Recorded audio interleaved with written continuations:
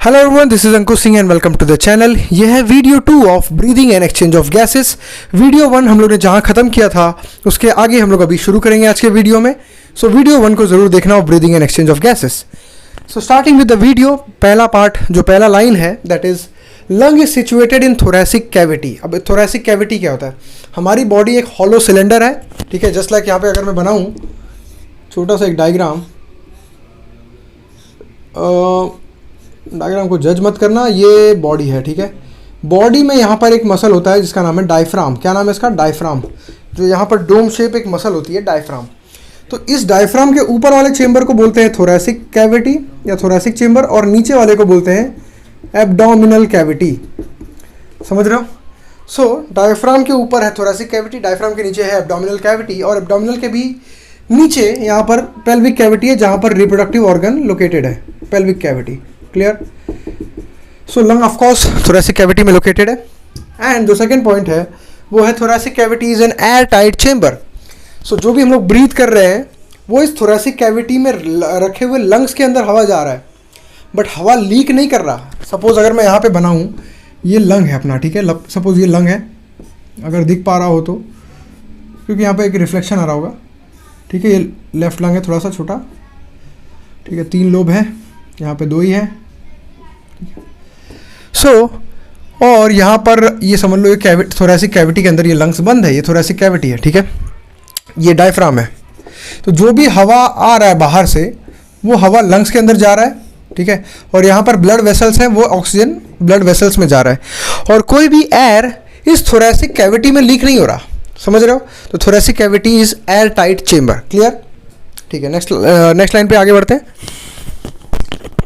So talking about the next point, जो steps involve in breathing है या फिर स्टेप्स इन्वॉल्व इन रेस्पिरेशन, वो हम लोग देख लेते हैं। कई बार ये एमसीक्यूज में इसका सीक्वेंस पूछ लेता है। सो पहला स्टेप है दैट इज ब्रीदिंग और पल्मोनरी वेंटिलेशन। अब ब्रीदिंग का मतलब क्या है? वही ऑक्सीजन रिच एयर को अंदर लेना और CO2 रिच एयर को बाहर छोड़ना।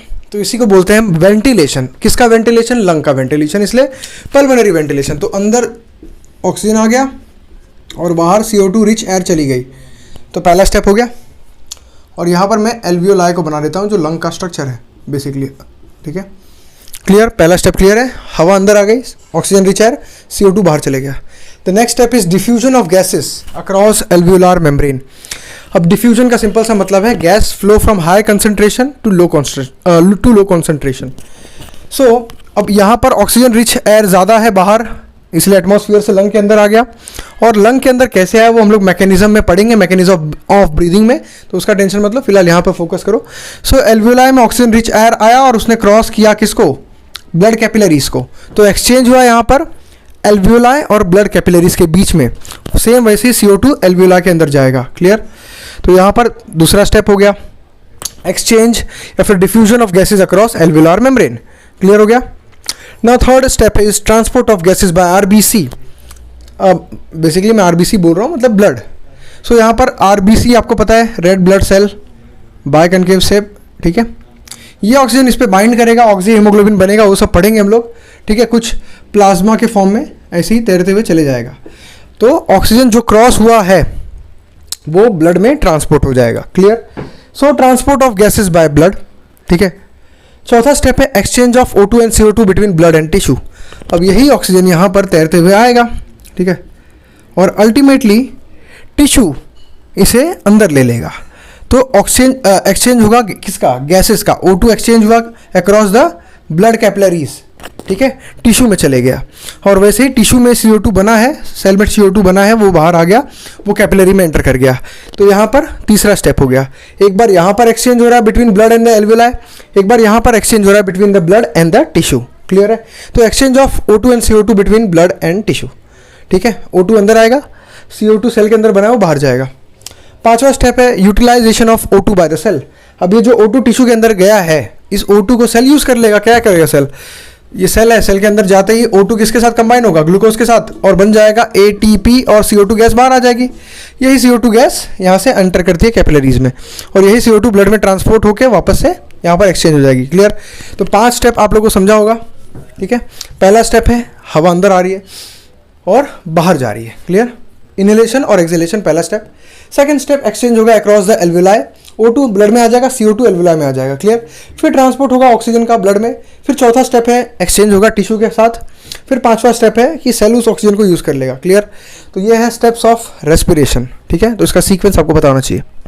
सो बात कर लेते हैं थोरेसिक कैविटी की, किससे बना हुआ है। सो एंटीरियरली आपको स्टर्नम मिलेगा, जो यहाँ पर बोन देख रहे हो, ये यहाँ पर मैं आपको एक डायग्राम दिखा देता हूँ। ये जो 3D एनिमेशन आप देख सकते हैं, ये आप देख सकते हैं, ठीक है। सो एंटीरियरली आपको स्टर्नम मिलेगा, लैटरली मतलब साइड वाइज यहाँ पर रिब्स है, एंड पोस्टीरियरली पीछे की तरफ वर्टिब्रल कॉलम है, ठीक है। वर्टिब्रल कॉलम आप एनिमेशन में देख सकते हैं, एंड लोअर साइड पर ये डोम शेप यहाँ पर एक मसल है जिसका नाम है डायफ्राम। तो ये पूरा एक केज बना हुआ है, उस केज के अंदर लंग रखा हुआ है, ठीक है। सो ये रहा आपको थोरेसिक चेम्बर का पूरा डायग्राम, ठीक है। सो हम लोग अभी बात कर लेते हैं मैकेनिज्म ऑफ ब्रीदिंग। ब्रीदिंग मतलब इनहेलेशन और एक्सहेलेशन। तो इनहेलेशन क्यों होता है, एक्सहेलेशन क्यों होता है, तो ये हम लोग को जानना पड़ेगा, ठीक है। तो पहले इनहेलेशन या फिर इंस्पिरेशन, इसमें आपको बेसिकली एक मसल है जिसका नाम है intercostal muscle. Intercostal muscle, clear. अब ये इंटरकोस्टल मसल बेसिकली जो दो रिब्स हैं उसको कोस्टल बोलते हैं, ठीक है। तो रिब्स के बीच वाले मसल्स को बोलते हैं इंटरकोस्टल मसल्स। ये भी दो टाइप की होती है, that is internal intercostal and external intercostal, ठीक है, क्लियर। ये हो गया पहले सेट ऑफ मसल की बात। नाउ बात कर लेते हैं second set of muscle, that is diaphragm. Diaphragm, ठीक है, डायफ्राम भी एक मसल है। तो इन दो मसल्स का काम है इंस्पिरेशन कराना, ठीक है। अब देखो एक चीज़ इंपॉर्टेंट है, लिखा हुआ है कि हम लोग लंग की वॉल्यूम को डायरेक्टली नहीं छेड़ सकते, मतलब हम लोग लंग का वॉल्यूम नहीं बढ़ा सकते, लंग का वॉल्यूम कम नहीं कर सकते, ठीक है। बेसिकली आपने स्कूल में ये वाला एक्सपेरिमेंट किया होगा जो मैं यहाँ पे बॉटल वाला दिखा दे रहा हूँ, ठीक है। इसमें आप नीचे से रबर बैंड खींचते हैं तो बलून फूल जाता है, और फिर रबर बैंड को छोड़ते हो तो फिर बलून वापस से छोटा हो जाता है। तो बेसिकली कहने का मतलब ये है, जो हमारा थोरेसिक कैविटी जिसमें लंग्स बंद है, अगर हम लोग थोरेसिक कैविटी के वॉल्यूम को कम ज़्यादा करेंगे तो जो थोरेसिक कैविटी के वॉल्यूम में चेंज आएगा वही आपको लंग्स में रिफ्लेक्ट होता हुआ दिखेगा, ठीक है। क्योंकि थोरेसिक कैविटी में कोई भी एयर तो है नहीं, अगर हम लोग जो चेंज वहाँ करेंगे सेम चीज़ अपने को लंग्स में रिफ्लेक्ट होगा, और लंग्स के वॉल्यूम को हम लोग डायरेक्टली छेड़ नहीं सकते। तो इसलिए हम लोग क्या कर सकते हैं, हम लोग थोरेसिक कैविटी के वॉल्यूम को चेंज करेंगे, उस वजह से लंग का वॉल्यूम चेंज होगा। और थोरेसिक कैविटी के वॉल्यूम को चेंज कैसे करेंगे, बेसिकली ये मसल्स की मदद से, ठीक है। तो पहले क्या होगा, इंटरकोस्टल मसल्स कॉन्ट्रैक्ट करेंगी, ठीक है। कॉन्ट्रैक्ट होंगी तो ये जो तुम्हारा ये जो चेस्ट ऊपर जा रहा है ना, वो ये जो इंटरकोस्टल मसल है उसमें भी एक्सटर्नल इंटरकोस्टल मसल इसके कॉन्ट्रैक्शन से हो रहा है, ठीक है। तो इंटरकोस्टल मसल्स कॉन्ट्रैक्ट करेंगी तो तुम्हारा चेस्ट ऊपर जाएगा, ठीक है, क्लियर। और दूसरा मसल है डायफ्राम, ये कॉन्ट्रैक्ट करता है तो फिर ये जो तुम्हारा ये जब सांस ले रहे हो ना तो चेस्ट फुल रहा है तो ये डायफ्राम ऐसा फ्लैट होता है, ठीक है।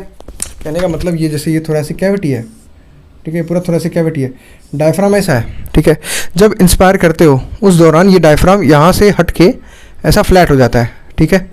तो बेसिकली ये जो डायफ्राम नीचे की तरफ जा रहा है और इंटरकोस्टल मसल्स जो चेस्ट को ऊपर ला रहे हैं, ये सबका पर्पस क्या है। देखो डायफ्राम नीचे आ रहा है, ठीक है, तो वॉल्यूम जो है लंग्स का बढ़ रहा है कि नहीं बढ़ रहा है, ये अपना एंटीरियर हो गया, ये पोस्टीरियर हो गया, ठीक है। तो ये एंटीरियर और पोस्टीरियर एक्सिस में वॉल्यूम कौन बढ़ा रहा है, डायफ्राम कॉन्ट्रैक्ट करके।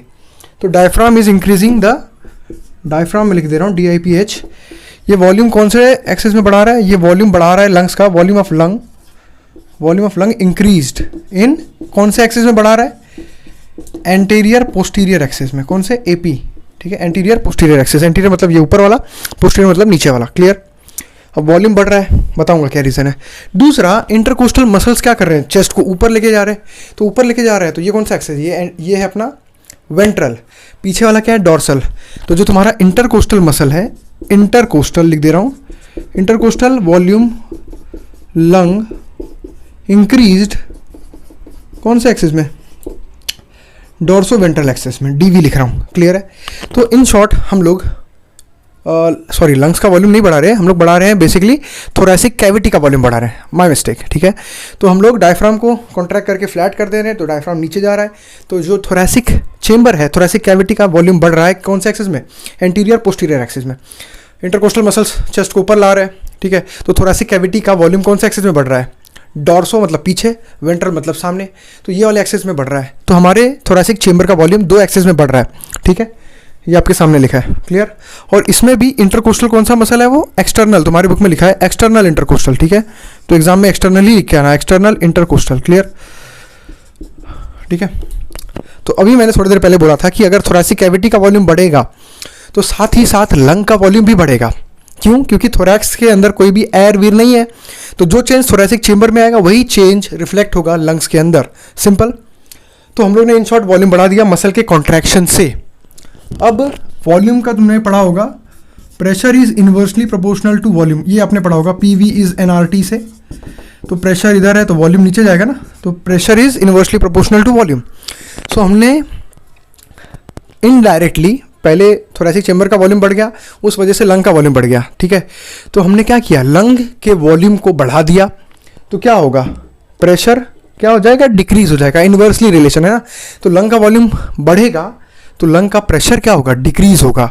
तो लंग का प्रेशर डिक्रीज होगा, किससे डिक्रीज होगा, जो एटमॉस्फेयर का प्रेशर है 1 ATM उससे कम हो जाता है लंग का प्रेशर, क्लियर है, ठीक है।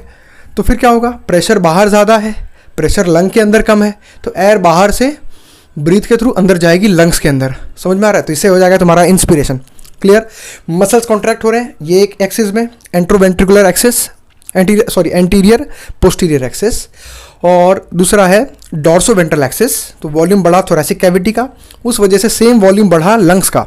वॉल्यूम बढ़ने से लंग का प्रेशर कम हुआ, प्रेशर लंग का कम है, प्रेशर बाहर का ज़्यादा है, तो gases move from higher pressure to lower pressure, तो एयर अंदर चली जाएगी, इनहेलेशन हो जाएगा, क्लियर। ये आपका हो गया इनहेलेशन। अब बात कर लेते हैं हम लोग एक्सहेलेशन का, तो एक मिनट। सो अभी जो हुआ है उसका रिवर्स होगा। जो ये मेरा डायफ्राम कॉन्ट्रैक्ट करके नीचे गया था, लंग के वॉल्यूम को बढ़ा रहा था, अब ये डायफ्राम वापस से रिलैक्स होकर ऊपर आ जाएगा। तो मेरा जो डायफ्राम यहाँ पे था, अब वो डायफ्राम वापस से अपने नॉर्मल पोजीशन पे आ जाएगा, ठीक है। ये मेरा थोरैसिक चेंबर है, अंदर मेरे लंग्स है, ठीक है, ये लंग्स है, क्लियर। तो ये डायफ्राम वापस से यहाँ पे आ गया, पहले यहाँ पे था, ठीक है, कॉन्ट्रैक्ट होने के टाइम पे यहाँ पे था, रिलैक्स होने के टाइम पे वापस से अपने पोजीशन पे आ गया। तो ये जो तुम्हारा एंटीरियर पोस्टीरियर एक्सिस है, इसका वॉल्यूम कम हो गया, किसका, थोरैसिक चेंबर का। थोरैसिक चेंबर का वॉल्यूम कम होगा तो किसका वॉल्यूम कम होगा, लंग का वॉल्यूम कम होगा, क्लियर। फिर ये जो तुम्हारे इंटरकोस्टल मसल ने चेस्ट को ऊपर लाया था, ये भी रिलैक्स करेंगे और ये फिर से नीचे आ जाएंगे, क्लियर। इंटरकोस्टल मसल्स रिलैक्स करेंगे, वापस से अपने मीन पोजीशन पे चले जाएंगे। तो इस वजह से क्या होगा, थोरैसिक चेंबर का वॉल्यूम कम होगा, कौन से एक्सिस में, डॉर्सो वेंट्रल एक्सिस, ये है ना, ये वेंट्रल, ये डॉर्सल, तो इस एक्सिस में वॉल्यूम कम हो रहा है, और ये वाला एंटीरियर पोस्टीरियर एक्सिस। तो वॉल्यूम दोनों एक्सिस में कम हो गया, बिकॉज दोनों मसल वापस से रिलैक्स कर गए। तो इस वजह से क्या होगा, थोरैसिक कैविटी का वॉल्यूम कम होगा। थोरैसिक कैविटी का वॉल्यूम कम होगा तो लंग का वॉल्यूम कम होगा, लंग का वॉल्यूम कम होगा तो pressure is inversely proportional to volume.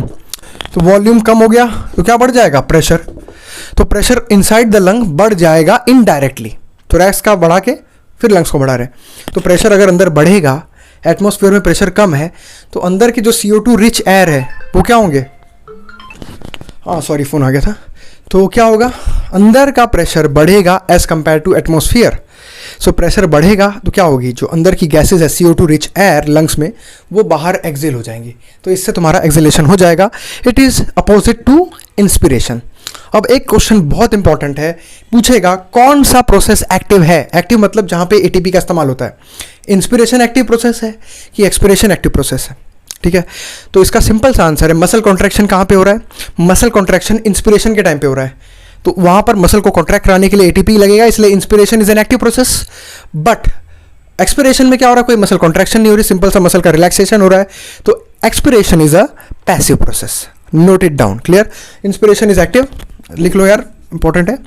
Inspiration is an active process, active मतलब ATP का इस्तेमाल होगा, और expiration is a passive process because no ATP is used because the muscle are simply relaxing, here muscles are contracting, clear।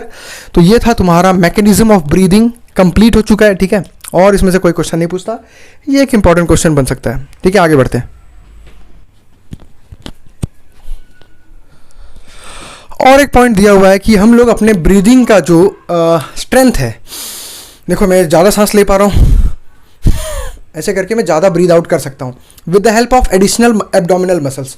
जो तुम्हारे abdomen के muscles हैं उनका इस्तेमाल करके मैं थोड़ा डीप ब्रीदिंग कर सकता हूँ और डीप एक्सेलेशन कर सकता हूँ, क्लियर। और हम लोग 1 मिनट में, ये इंपॉर्टेंट क्वेश्चन हो सकता है, 12 to 16 टाइम्स पर मिनट ब्रीदिंग करते हैं हम लोग, ये एक इंपॉर्टेंट क्वेश्चन है, क्लियर। और एक डिवाइस है जिसका नाम है स्पायरोमीटर, SPIROMETER। इस डिवाइस का इस्तेमाल करके हम लोग लंग के फंक्शन को जांचते हैं कि हमारा लंग सही काम कर रहा है, सही अमाउंट ऑफ एयर अंदर जा रहा है कि नहीं, सांसें छोटी तो नहीं हो गई हैं। तो ये वो डिवाइस है स्पायरोमीटर, और हमारा ब्रीदिंग जो रेट है वो 12 to 16 मिनट्स है, 12 to 16 टाइम्स पर मिनट, क्लियर। और एक क्वेश्चन आ सकता है कि आप अपने ब्रीदिंग के डेप्थ को, मतलब ब्रीदिंग के स्ट्रेंथ को बढ़ा सकते हो कैसे, तो लिखोगे एब्डोमिनल मसल्स का इस्तेमाल करके, ठीक है। तो इस वीडियो में इतना ही था, मैकेनिज्म ऑफ ब्रीदिंग। अगले पार्ट में, अगले वीडियो में आपसे मिलूंगा। Till then thank you for watching. Notes लिखो और MCQs को प्रैक्टिस करो। एंड मैं चाहूँगा कि आप ये वीडियो को लाइक कर सकते हैं, सब्सक्राइब कर सकते हैं और शेयर कर सकते हैं अपने दोस्तों में। और क्या ड्रॉबैक लग रहा है आप प्लीज़ मुझे सजेस्ट करो, सो दैट मैं उसको इम्प्रूव करते जाऊँ, ठीक है। Thank you for watching.